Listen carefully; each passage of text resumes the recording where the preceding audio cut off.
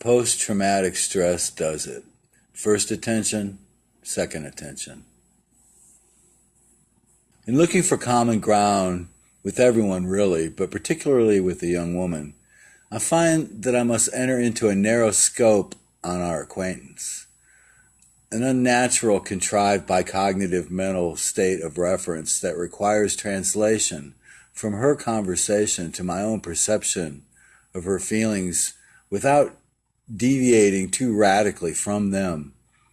For example, I may see clear connections affecting a random topic of discussion, but am restrained from speaking these connections for a variety of reasons. Chief among these are time, confusion, and interest.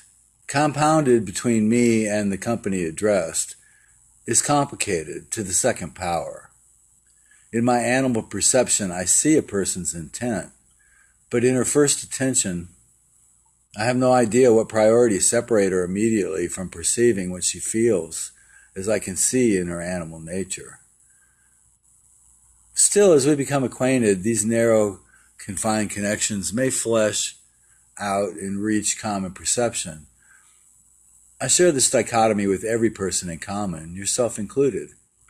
The intent and the yes-no is viscerally felt and transmitted in common easily enough for any two bodies in the first or second attention in agreement.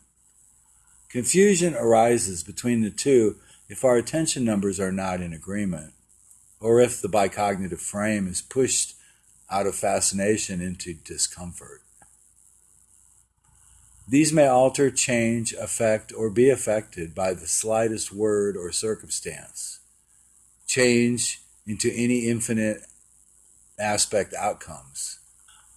Obviously, every person operates their own personality and attempts to organize that one life with their own cognitive reasoning. They are bolstered and regulated by the adaptive idioms that they have evolved overtly or subconsciously as it happens.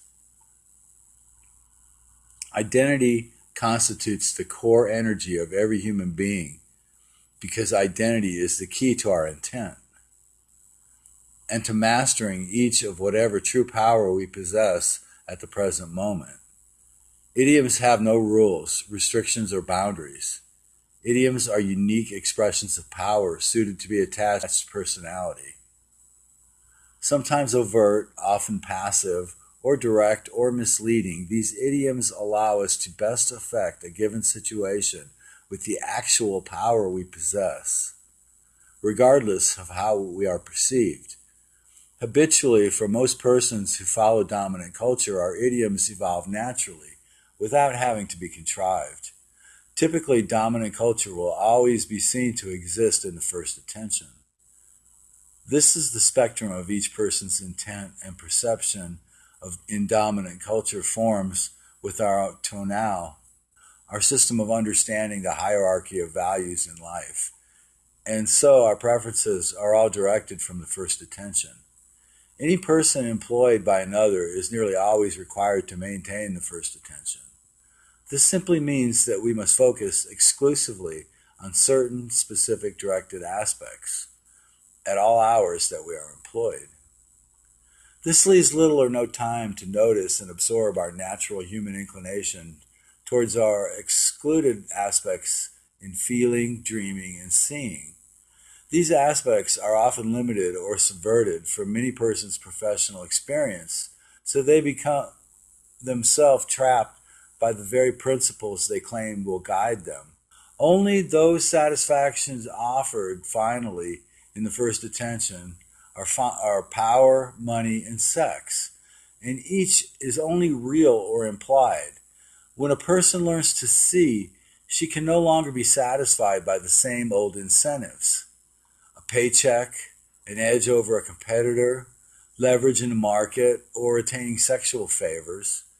It is more natural for human beings to exist while thinking in a completely different cognizance, termed second attention, where instead of first looking at life with specific preconceived preferences that have evolved for primarily abstract reasons, we see everything as important and every person as luminous. Neither first or second attention is inherently better or worse than the other, only they lead in differing paths to attainment. For certain responsibilities, first attention works quite well.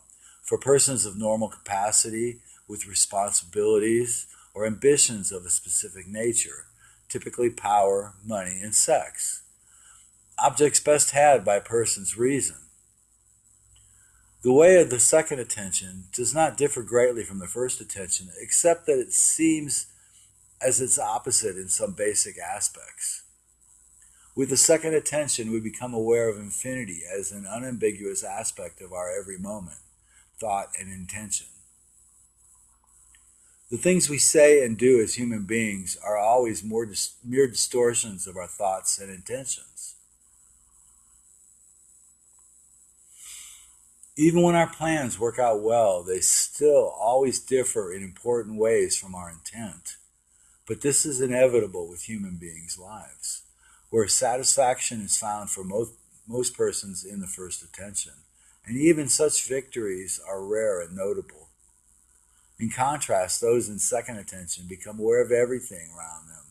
So, because everything has equal weight and potential relevance to everything else, in seeing thus every moment, every instant, every act of kindness is said to contain a cubic centimeter of power that one may seize and save or use to further your intent.